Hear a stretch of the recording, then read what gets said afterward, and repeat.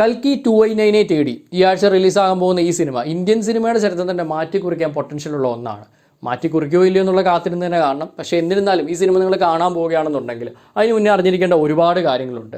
നമ്മൾ സാധാരണ ഹോളിവുഡ് സിനിമകൾക്കാണ് ഇത്തരത്തിലുള്ള വീഡിയോസ് ചെയ്യാറുള്ളത്. പക്ഷേ ഒരു ഇന്ത്യൻ സിനിമ ഇങ്ങനെ ചെയ്യണമെന്നുണ്ടെങ്കിൽ തന്നെ അറിയാമല്ലോ, അത്രത്തോളം കണ്ടന്റുകൾ നിങ്ങൾ ഈ സിനിമ കാണുന്നതിന് മുന്നേ അറിഞ്ഞിരിക്കണം. എന്നാൽ മാത്രമേ ഈ സിനിമ നിങ്ങൾക്ക് പൂർണ്ണമായിട്ടും ആസ്വദിക്കാൻ സാധിക്കുകയുള്ളൂ.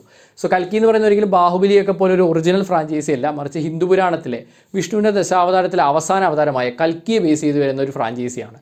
ഇതിൽ തന്നെ മറ്റ് ഒരുപാട് പുരാണ കഥാപാത്രം കടന്നു വരുന്നുണ്ട്. അശ്വത്ഥാമാവും വേദവ്യാസനും ശ്രീകൃഷ്ണനും അടക്കം ഈവൻ മഹാഭാരതത്തിൻ്റെ ഫ്ലാഷ് ബാക്ക് സീൻസ് വരെ ഈ ഒരു സിനിമയിൽ കാണിക്കുന്ന ട്രെയിലറോട് വ്യക്തമായിട്ടുണ്ട്. അതുകൂടാതെ തന്നെ ഈ സിനിമയുടെ പ്രീലൂഡായിട്ട് ഒരു ചെറിയ ആനിമേറ്റഡ് സീരീസ് ആമസോൺ പ്രൈമിൽ റിലീസാക്കിയിട്ടുണ്ടായിരുന്നു. കൂടാതെ കുറച്ച് മേക്കിംഗ് വീഡിയോസ് ഇറങ്ങിയിട്ടുണ്ട്. അങ്ങനെ നിങ്ങൾ ഈ സിനിമ കാണുന്നതിന് മുന്നേ അറിഞ്ഞിരിക്കേണ്ട ഒരുപാട് കാര്യങ്ങളുണ്ട്. പക്ഷേ ഡോണ്ട് വറി, നമ്മൾ ഈ ഒരു ഒറ്റ വീഡിയോയിൽ ആ കാര്യങ്ങളെല്ലാം കൂടെ കവർ ചെയ്യുന്നതായിരിക്കും. സ്പോയിലർ കിട്ടുന്നതെന്ന് ഓർത്ത് പേടിക്കേണ്ട, കാരണം ഓൾറെഡി ട്രെയിലറിലൂടെ കിട്ടിയിട്ടുള്ള ഇൻഫോർമേഷൻസ് മാത്രമാണ് നമ്മളിവിടെ ഡിസ്കസ് ചെയ്യുന്നത്. സോ വെൽക്കം ടു കൊമിക് മന്ത്ര. ഞാൻ ശ്രീനന്ദൻ, ചെങ്ങന്നൂർ.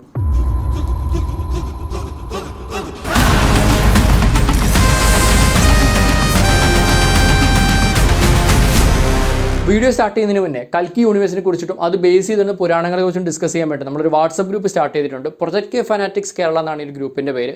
സോ ഇത് ഫനാറ്റിക്സ് കമ്മ്യൂണിറ്റി ഓഫ് കേരള എന്ന വലിയൊരു മലയാളി വാട്സപ്പ് കമ്മ്യൂണിറ്റിയുടെ ഒരു ഗ്രൂപ്പാണ്.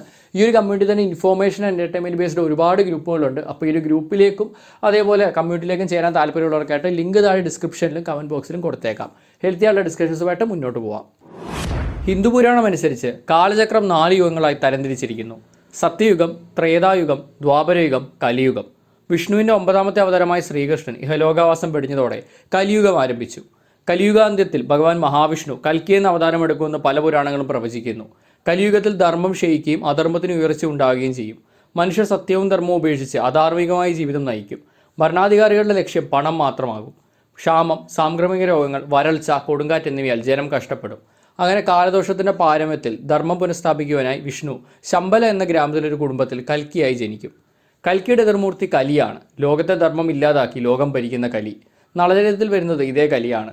കലിയെ യുദ്ധം ചെയ്ത് ഇല്ലാതാക്കി കൽക്കി കലിയുഗം അവസാനിപ്പിക്കുകയും അതുമൂലം സത്യയുഗം വീണ്ടും ആരംഭിക്കുകയും ചെയ്യുന്നു. അങ്ങനെ കാലചക്രം വീണ്ടും റീസ്റ്റാർട്ട് ചെയ്യുമെന്നാണ് പുരാണങ്ങൾ പറയുന്നത്. ഈ ഒരു പുരാണത്തെ ബേസ് ചെയ്താണ് കൽക്കി 2898 AD സിനിമ വരുന്നത്. സിനിമയിൽ ലോകത്തിലേക്ക് വന്ന അപ്പോകലിപ്റ്റിക് ഫ്യൂച്ചറിൽ 3 ലോകങ്ങളാണുള്ളത്: കാശി, കോംപ്ലക്സ്, ശമ്പാല. ഭൂമിയിലെ ഏറ്റവും അവസാന നഗരം കാശിയാണ്. അതിനാൽ സിവിലൈസ്ഡ് ലോകമെന്നത് കാശി മാത്രമാണ്. മറ്റൊരിടത്തും ആൾക്കാർക്ക് ജീവിക്കാൻ വാസയോഗ്യമല്ല എന്ന് മിക്കവരും കരുതുന്നു. എന്നാൽ ശമ്പാല എന്നൊരു ഗ്രാമം കാശിക്ക് പുറത്തുണ്ട്. ആർക്കും കണ്ടെത്താനാകാത്തൊരു ഹിഡൻ പ്ലേസ്. അവിടെയാണ് പുരാണം അനുസരിച്ച് കൽക്കി ജനിക്കുന്നതും. കാശി ഭരിക്കുന്നത് സുപ്രീം യസ്കിൻ എന്നയാളാണ്. കമലഹാസനാകാം ആ റൂൾ ചെയ്യുക. അയാൾ കലിയുടെ ഫിസിക്കൽ ഫോമോ അല്ലെങ്കിൽ കലിയുടെ ഹോസ്റ്റോ ആകാം. ഇതിന് കീഴിലുള്ളയാളാണ് കമാൻഡർ മാനസ്. കാശി സാമ്രാജ്യത്തിൻ്റെ ഹൈടെക് ആർമിയുടെ സൈന്യാധിപൻ ഇയാളാണ്. ട്രെയിലറുകളിലുടനീളം നമ്മൾ മാനസിനെ കാണുന്നുണ്ട്. കാശിയിൽ പണം യൂണിറ്റ്സ് ആയാണ് കൈമാറുന്നത്. ഇതാകട്ടെ കോൺടാക്ട്ലെസ് പേയ്മെൻറ്റ്സ് ആണ്. നമ്മളിപ്പോൾ യൂസ് ചെയ്യുന്ന ഗൂഗിൾ പേ പോലുള്ള സംവിധാനങ്ങളുടെ ഒരു അപ്ഗ്രേഡഡ് വെർഷൻ ആണിതെന്ന് പറയാം. എല്ലായിടം കയ്യിൽ ഒരു സ്മാർട്ട് വാച്ച് ഉണ്ട്. അതിലൂടെയാണ് യൂണിറ്റ്സ് കൈമാറുന്നത്. കാശിയെ രണ്ടായി തിരിക്കാം. പണക്കാർ താമസിക്കുന്ന ഇൻവേർട്ടഡ് ട്രയാങ്കിൾ ഷേപ്പിലുള്ള കോംപ്ലക്സും മറ്റുള്ളവർ താമസിക്കുന്ന ചേരികളും. 1 മില്യൺ യൂണിറ്റ്സ് ഉണ്ടെങ്കിൽ മാത്രമേ കോംപ്ലക്സിൽ താമസിക്കാൻ സാധിക്കൂ. അതുവരെ താമസിക്കുന്നത് പോയിട്ട് അകത്തേക്ക് കയറ്റി വിടുക പോലുമില്ല. റിയൽ ലൈഫിലെ പോലെ 1 മില്യൺ യൂണിറ്റ്സ് ഉണ്ടാക്കാൻ അത്ര എളുപ്പമല്ല ഇവിടെയും. ഒരു പോസ്റ്റ് അപ്പോകലിപ്റ്റിക് വേൾഡ് ആയതിനാൽ ഒരുപാട് ജോലി മേഖലകളില്ല. സോ ബൗണ്ടി ഹണ്ടിങ് ആണ് ഒരുപാട് യൂണിറ്റ്സ് കിട്ടാനുള്ള ഏറ്റവും വലിയ മാർഗ്ഗം. ബൗണ്ടി ഹണ്ടേഴ്സിൻ്റെ കയ്യിലുള്ള വാച്ച് ഒരു ഗോഡ്ലൻഡ് ഒക്കെ പോലെയാണ്. ഇതിൽ യൂണിറ്റ് ട്രാൻസ്ഫറിങ്ങിന് പുറമെ ബൗണ്ടി ഇൻഫോർമേഷനും, പബ്ലിക്കിലാണ് ബൗണ്ടിയെ തലയിൽ വീണ ആളെങ്കിൽ അയാളുടെ ലൊക്കേഷൻ അടക്കം കിട്ടും. ഇങ്ങനെ ബൗണ്ടികൾ വീണ കുറ്റവാളികൾ പിടികൂടിയാൽ യൂണിറ്റ്സ് ഒരുപാട് കിട്ടും. അവരുടെ തലയ്ക്ക് പറഞ്ഞ വിലയനുസരിച്ച് എല്ലാവരും 1 മില്യൺ യൂണിറ്റ്സ് ഉണ്ടാക്കി കോംപ്ലക്സിൽ പോകാമെന്നതിനാലാണ് ബൗണ്ടി ഹണ്ടിങ്ങിലേക്ക് ഭൈരവ അടക്കമുള്ള ക്യാരക്ടേഴ്സ് തിരിയുന്നതും. പ്രവാസിന് ഭൈരവ ക്യാരക്ടർ അതുകൊണ്ട് തന്നെയാണ് ഏറ്റവും അധികം ഇൻട്രസ്റ്റിംഗ് ആവുന്നത്. സിനിമയ്ക്ക് 2 വർഷം മുമ്പ് നടക്കുന്ന കഥ ബുജി ആൻഡ് ഭൈരവ് എന്ന 2 episode animated സീരീസായി Amazon പ്രൈമിൽ ഇറക്കിയിരുന്നു. Keerthy Suresh voice നൽകുന്ന ബുജി എന്ന AI സിനിമയിൽ വലിയ ഇമ്പോർട്ടൻസ് ഉള്ള ഒരു ക്യാരക്ടറാണ്. ബുജിയും ഭൈരവും എങ്ങനെ കണ്ടുമുട്ടിയെന്ന കഥയ്ക്കൊപ്പം കാശിയുടെ നല്ലൊരു ഇൻട്രഡക്ഷനും സിനിമയിൽ വരാനിരിക്കുന്ന ചില ക്യാരക്ടേഴ്സിനും ഈ സീരീസിൽ നമുക്ക് കാണാം. ഈ സീരീസിൻ്റെ ഡീറ്റെയിൽഡ് പ്രകടനം നമുക്ക് മറ്റൊരു വീഡിയോ ആയിട്ട് ചെയ്യാം. കാരണം ഒരുപാട് കാര്യങ്ങൾ പറയാനുണ്ട്. കുറേ ഹിഡൻ ഡീറ്റെയിൽസ് ഈ ഒരു സീരീസിൽ വന്നു പോയിട്ടുണ്ട്, എസ്പെഷ്യലി കുറേ മലയാളം ടെക്സ്റ്റുകൾ. സിനിമയിലെ ഏറ്റവും പ്രധാനപ്പെട്ട കഥാപാത്രങ്ങളൊന്നാണ് അമിതാഭ് ബച്ചൻ്റെ അശ്വത്ഥാമാവ്. മഹാഭാരതത്തിലെ ദ്രോണയുടെ പുത്രനായ ഇദ്ദേഹം ലോകത്തിലെ ഇമ്മോർട്ടൽസ് അഥവാ ചിരഞ്ജീവികളിൽ ഒരാളാണ്. മഹാഭാരത യുദ്ധത്തിൽ പാണ്ഡവർക്ക് ഏറ്റവും കൊടിയ നാശനഷ്ടമുണ്ടാക്കിയ ഒരാൾ ഇത് അശ്വത്ഥാമാവാണ്. ഇദ്ദേഹം ദുര്യോധനു വേണ്ടി കൗരവപക്ഷത്ത് നിന്ന് പാണ്ഡവരോട് യുദ്ധം ചെയ്തു. യുദ്ധത്തിലെ 18ാം നാളിലെ രാത്രിയിൽ അശ്വത്ഥാമാവായിരുന്ന കൗരവ സർവ്വസൈന്യാധിപൻ പാണ്ഡവ ശിബിരത്തിൽ കടന്നു കയറി പാണ്ഡവരുടെ അവശേഷ സൈന്യങ്ങളെയും പാണ്ഡവർക്ക് ദ്രൗപദിയിൽ ജനിച്ച സന്താനങ്ങളെയും സേനാനായകനായ ദൃഷ്ടദുമ്നെയും ശിഖണ്ഡിയും കൊന്നൊടുക്കിയ അശ്വത്ഥാമാവ് പാണ്ഡവർക്ക് ഇനി മക്കളാരും ജീവിച്ചിരിപ്പില്ലെന്നും അനന്തരാവകാശികളായി ആരുമില്ലെന്നും ഉറപ്പുവരുത്തിയിട്ടാണ് ശിബിരം വിട്ടത്. മരണസന്നായി കിടന്ന ദുര്യോധനെ ഈ വിവരം അദ്ദേഹം അറിയിക്കുകയും ചെയ്തു. പക്ഷേ അർജുനപുത്രനായ അഭിമന്യുവിൻ്റെ ഭാര്യ ഉത്തര ആ സമയം ഗർഭിണിയായിരുന്നു. ആ ഗർഭസ്ഥ ശിശുവിനെ കൊല്ലാൻ വേണ്ടി ബ്രഹ്മാസ്ത്രം തന്നെ അശ്വത്ഥമാവ് ഉപയോഗിക്കുകയുണ്ടായി. പാണ്ഡവരുടെ ഇനിയുള്ള ഏക രാജ്യാവകാശി ഉത്തരയുടെ ഗർഭത്തിൽ വരുന്ന പരീക്ഷിത്തായിരുന്നു. പരീക്ഷിത്ത് മരിച്ചാൽ പാണ്ഡവരുടെ വംശം നശിച്ച് അവർക്ക് ഉന്മൂലനാശം വരുമെന്ന് കരുതിയാണ് അശ്വത്ഥമാവ് അങ്ങനെ ചെയ്തത്. എന്നാൽ ഇതിനെതിരെ ഭീമൻ അടുത്തെത്തി. അപ്പോൾ വ്യാസൻ ഇടപെട്ടു. അശ്വത്ഥമാവിനോട് അയാളുടെ ശിരസിലുള്ള ചൂടാമണി പാണ്ഡവർക്ക് നൽകുവാനും അങ്ങനെ പാണ്ഡവരിൽ നിന്ന് രക്ഷപ്പെടാനും വ്യാസൻ ഉപദേശിച്ചു. ഹൃദയവേദനയോടെ അശ്വത്ഥമാവ് തൻ്റെ ശിരസിലുള്ള ചൂടാമണി കുത്തിത്തുരന്നെടുത്ത് ഭീമന് നൽകി. അശ്വത്ഥമാവിൻ്റെ പ്രവർത്തി കൃഷ്ണനെ വല്ലാതെ കോപിപ്പിച്ചിരുന്നു. അദ്ദേഹം അശ്വത്ഥമാവിനെ ശപിച്ചു.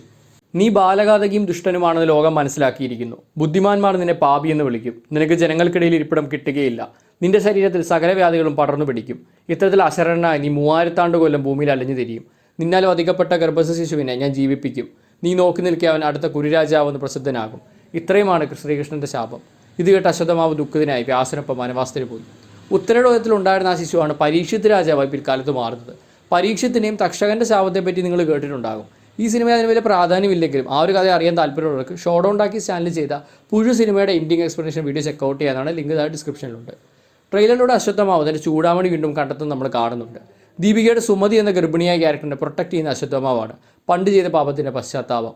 ദീപികയുടെ അഥവാ സുമതിയുടെ ഉദരത്തിൽ വളർന്ന കുട്ടിയാണ് കൽക്കി എന്നാണ് എല്ലാവരും വിശ്വസിക്കുന്നത്. ഇക്കാരണം കൊണ്ട് തന്നെ പ്രഭാസ് അല്ല കൽക്കി എന്നൊരു ചോദ്യം ഉയരുന്നുണ്ട്. പ്രഭാസിൽ നിന്ന് ഭൈരവ എന്നൊരു 2 ഡിഫറൻറ്റ് ക്യാരക്ടറാണ്. മാത്രമല്ല സുമതിയെ ഭൈരവ നേരിട്ട് കാണുന്നൊരു സീൻ നമുക്ക് ട്രെയിലറിൽ കാണാൻ പറ്റുന്നുണ്ട്. സിനിമയുടെ ആദ്യ പോസ്റ്റേഴ്സിലൊന്നിൽ heroes are not born they rise എന്ന ക്യാപ്ഷൻ ഉണ്ടായിരുന്നു. അതുകൊണ്ട് തന്നെ പ്രഭാസ് ആകാം കൽക്കി എന്നൊരു സാധ്യതയുണ്ട്. പക്ഷേ ഇത് നമുക്ക് ഉറപ്പിച്ച് പറയാൻ പറ്റില്ല. മലയാളി സാന്നിധ്യമായി ശോഭനയും അന്നാബിനും സിനിമയിലുണ്ട്. ഇരുവരും ശമ്പലയിലെ ആൾക്കാരായാണ് കാണിക്കുന്നത്. ശോഭനയുടെ ക്യാരക്ടറായ മറിയമിന് ഒരുപക്ഷെ ഭൈരവയെ എന്തെങ്കിലും കണക്ഷൻ ഉണ്ടാവാൻ സാധ്യതയുണ്ട്. ഇതുകൂടാതെ സിനിമയിൽ വരുന്ന റിപ്പോർട്ട്സ് ഒന്നും ഒരുപാട് ആക്ടേഴ്സ് ഉണ്ട്. ദുൽഖർ സൽമാനും മൃണാൾ താക്കൂറും വിജയ് ദേവരക്കൊണ്ടയും സാക്ഷാൽ രാജമൗലിയും വരെ ഈ കൂട്ടത്തിലുണ്ട്. എന്നാൽ ഇവർ കെമിയോസ് അല്ലെങ്കിൽ എക്സ്റ്റൻഡ് കെമിയോസ് ആകാനാണ് സാധ്യത കൂടുതൽ. മഹാഭാരത യുദ്ധം ഫ്ലാഷ് ബാക്കിലെ കൃഷ്ണനും വേദവ്യാസനും പരശുരാമനും എന്നിങ്ങനെ നിരവധി പുരാണ കഥാപാത്രങ്ങളുടെ റോളുകളിലാകാം ഇവർ വരിക. എന്നാൽ ഇതെല്ലാം വളരെ സീക്രട്ടായിട്ടാണ് പ്രൊഡക്ഷൻ ടീം മുന്നോട്ട് കൊണ്ടുപോകുന്നത്. അതുകൊണ്ട് തന്നെ ഏതൊക്കെ റോളാകുമെന്ന് കണ്ടു തന്നെ അറിയാം.